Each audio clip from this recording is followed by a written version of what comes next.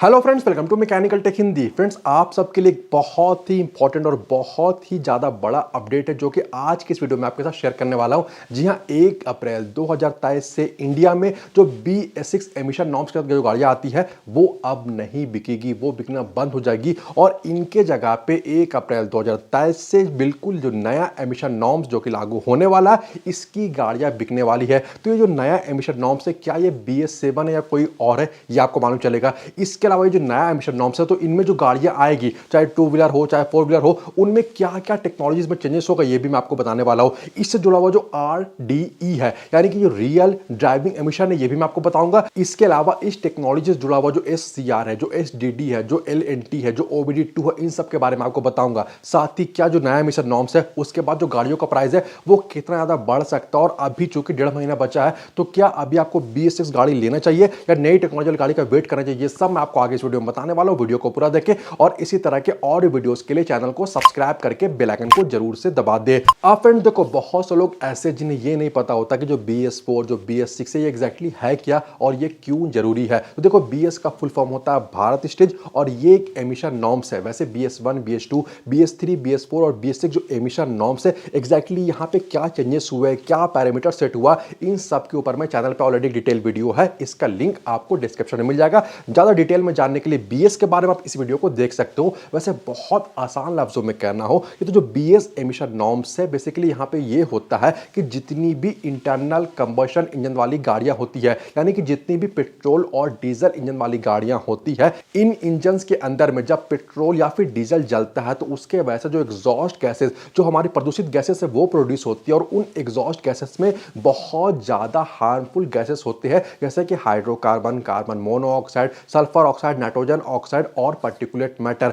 और जब साइलेंसर से होती हुई जो एग्जॉस्ट गैसेस बाहर निकलती है, तो वो इन्वायरमेंट के साथ साथ जो ह्यूमन हेल्थ है, इन्हें भी नुकसान पहुंचाती है। इसके लिए सरकार क्या करती है कि जितनी भी ऑटोमोबाइल कंपनीज है, उन्हें ये बताती है इन एमिशन नॉर्म्स के जरिए, BS3, BS4, BS6 के जरिए, वो क्या करती है कि जो हानिकारक गैसेस है, उनका एक दायरा सेट कर देती है, एक लिमिट सेट कर देती है कि उससे ज्यादा हानिकारक गैसेस नहीं निकलना चाहिए। और यहां पे क्या होता है कि जो ऑटोमोबाइल कंपनीज है, वो क्या करती है कि over the time BS3, BS4, BS6 जैसे आते जाता है, या जो अभी नया एमिशन नॉर्म्स आएगा, वहां पे कंपनीज क्या करती है कि अपने इंजन को ज्यादा ट्यून करती है, ज्यादा रिफाइन करती है, बहुत सारे एडिशनल डिवाइसेस को लगाती है, ताकि सरकार ने जो दायरा सेट किया है, जब हमारी जो गाड़ियां है वो उस दायरे में आ जाती है, उसके बाद ही सरकार उन इंजन को और उन गाड़ियों को अप्रूव करते है, और उसके बाद ही वो मार्केट में आके बिकती है। तो एमिशन नॉर्म्स में यही हो रहा है कि जो प्रदूषण की मात्रा है, उससे ओवर द टाइम क्या होता है कि और कम कर दिया जाता है। तो ये तो हो गया एमिशन नॉर्म्स।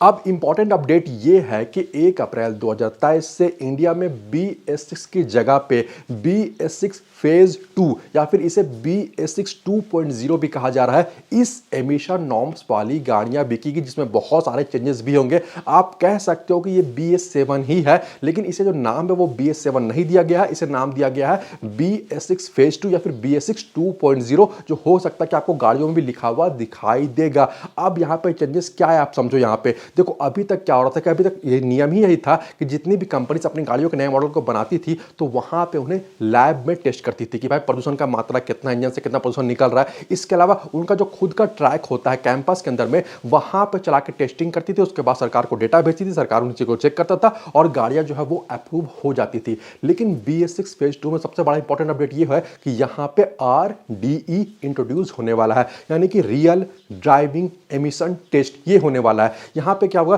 कि लेबोरेटरी में तो टेस्ट होगा, उनका अपना जो ट्रैक है वहां पे भी टेस्ट होगा, लेकिन रियल वर्ल्ड में जो नॉर्मल रोड्स है, वहां पे भी सभी कंपनीज की सभी मॉडल्स का टेस्टिंग होगा, और उसके बाद वहां से भी डेटा को मैच किया जाएगा कि कहीं रियल वर्ल्ड में तो ऐसा नहीं हो रहा कि भाई जो प्रदूषण की मात्रा है वो ज्यादा है। क्योंकि कई बार क्या होता है कि अलग अलग ट्रैफिक में गड्ढे वगैरह भी होंगे, बहुत अलग अलग कंडीशन होता है, कभी आप हाई स्पीड में चला रहे हो, कभी कम स्पीड में चला रहे हो, बार बार क्लच है, बार बार ब्रेक है। तो इन चीजों को ध्यान में रखते ही RD जो एमिशन नॉर्म्स है, इससे भी लागू किया गया। ये एक बहुत इंपॉर्टेंट फैक्टर होने वाला है। अब देखो, सीन ऐसा है कि चूंकि एमिशन के जो नियम है वो और ज्यादा कड़े होने वाले हैं, तो यहां पे जितनी भी ऑटोमोबाइल कंपनीज है, वो अपनी गाड़ियों में क्या करने वाली है कि जो SCR है, यानी कि सिलेक्टिव कैटालिटिक रिडक्शन, और इसके अलावा जो LNT है, यानी कि लीन नाइट्रोजन ऑक्साइड ट्रैप, इस तरह के डिवाइसेस को यूज करने वाली, इस तरह की टेक्नोलॉजीज को यूज करने वाली है, जिसके वजह से क्या होगा कि इंजन के अंदर में जो फ्यूल का बर्निंग है वो कंप्लीट और क्लीन होगा, जिसके वजह से जो प्रदूषित गैसेस है उनकी की मात्रा बहुत हद तक कम हो जाएगी। इसके अलावा यहाँ पे क्या होने वाला है कि अभी तक हमारी जो BS6 गाड़ियां हैं वहां पे OBD1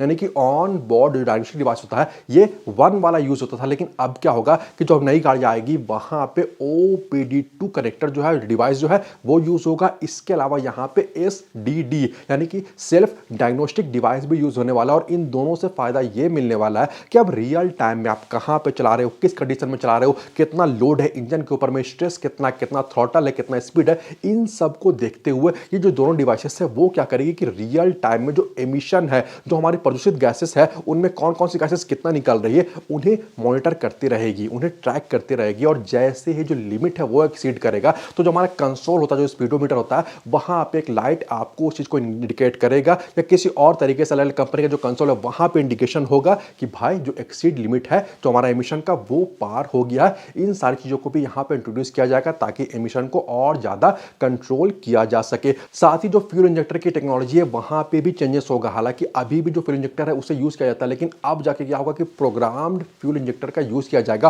और इससे फायदा ये हो जाएगा कि इनके वजह से क्या होगा, जो प्रोग्राम फ्यूल इंजेक्टर उनके वजह से ये होगा कि ज्यादा बेहतर तरीके से डेटा को कंसीडर किया जाएगा। यहां पे डेटा किस तरह का होने वाला है कि आपने थ्रॉटल कितना लिया है, इंजन का टेम्परेचर कितना है, क्रैंकशाफ्ट का पोजीशन कितना है, जो इनटेक टेम्परेचर और जो प्रेशर है वो कितना है, इन सारी चीजों को देखते हुए बहुत अच्छी तरह से मॉनिटर करते हुए ये किया जाएगा कि भाई उसके अकॉर्डिंग ही जो फ्यूल इंजेक्टर है वो फ्यूल को इंजन के अंदर में भेजेगा ताकि जो बर्निंग है वो कंप्लीट हो, क्लीन हो, अनबर्न फ्यूल नहीं रहे। इसके वजह से भी जो प्रदूषित गैसेस है उनका मात्रा बहुत ज्यादा हद तक कम हो जाएगा। तो खैर ये सारी टेक्नोलॉजीज है जो कि आगे चलकर आपको जो नया BS7 है या आप कह लो BS6 जो फेज 2 गाड़ियां हैं उसमें देखने को मिलेगी। वैसे जैसे जैसे इस टेक्नोलॉजी को लेकर अपडेट आते जाएगा वो मैं चैनल पे वीडियोस के जरिए आप लोगों के साथ शेयर करते जाऊंगा। वैसे ये जो नई टेक्नोलॉजी आ रही है, जो BS7 है या फिर BS6 फेज 2 आ रहा है, ये क्या सही है या फिर गलत होने वाला है, आपको क्या लगता है ये आप इस वीडियो में कमेंट जरूर से करें। वैसे मेरे अकॉर्डिंग तो मैं कहना चाहूंगा कि चूंकि जो हमारी BS6 टेक्नोलॉजी है, खास अगर मैं टू व्हीलर्स की बात करूं तो वो अभी भी इंडिया में पूरी तरह से सेटल नहीं हुई है। मैं गाड़ियों के बनाने की बात नहीं कर रहा हूं, गाड़ियों के मेंटेनेंस की बात कर रहा हूं। आज के टाइम पे भी देख लो लोकल गैरेजेस में बहुत अच्छी तरह से जो BS6 के प्रॉब्लम है वो दूर नहीं हो पा रहे।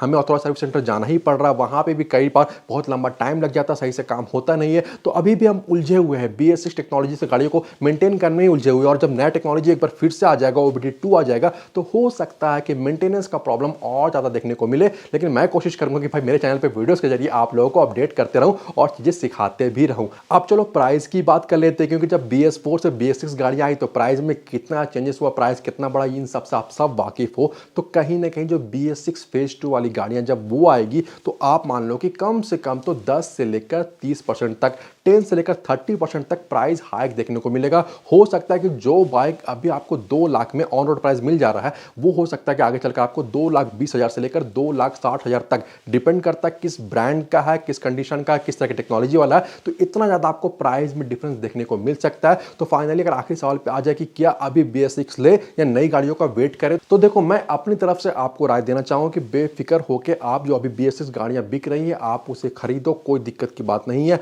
अभी जो BS6 टेक्नोलॉजी है वो ज्यादा सेटल्ड है। अगर हम लोग कंपेयर करें जो नई टेक्नोलॉजी आ रही है उनके मुकाबले, तो आप बिल्कुल BS6 गाड़ियां खरीद सकते हो। जो नई टेक्नोलॉजी में चेंजेस होगा उनसे आपका जो राइडिंग है या बहुत सारा जो आपका फैक्टर होता है, मतलब कि जो एक राइडर का फैक्टर होता है उसमें बहुत ज्यादा चेंजेस नहीं आने वाला। तो बेफिक्र होकर आप BS6 गाड़ियों को खरीद सकते हो। हाँ, ये भी हो सकता है कि चूंकि अभी 1.5 महीना बचा है तो हो सकता है कि जैसे ऑफिशियल अनाउंसमेंट आ जाएगा उसके बाद 15 दिनों के अंदर में हो सकता है कि जो गाड़ियों का प्राइस है वो और ज्यादा कम हो जाए, ताकि जो कंपनीज है वो सोचेगी कि भाई अपनी जो गाड़ियों का स्टॉक निकाल दे। तो आप इन चीजों को भी चेक करते रहे, इनके लिए भी अपडेट रहे और आप बेफिक्र होकर जो अभी गाड़ियां बिक रही है उन्हें भी खरीद सकते हो। तो उम्मीद है कि इस वीडियो में दी गई जानकारी आपको पसंद आई होगी। वीडियो अच्छा लगा तो वीडियो को लाइक और शेयर जरूर से कर दे। वीडियो के बारे और चैनल के बारे में अपनी राय आप मुझे कमेंट करके जरूर बताएं। इसके अलावा अगर आप चैनल पर नए हो या अभी तक आपने चैनल को सब्सक्राइब नहीं किया तो प्लीज चैनल को सब्सक्राइब कर ले और बेल आइकन को भी दबा ले, ताकि आने वाले इंपॉर्टेंट वीडियोस के अपडेट आपको नोटिफिकेशन के थ्रू मिलते रहे। मिलते अगले वीडियो में। Thanks for watching this video. Good bye.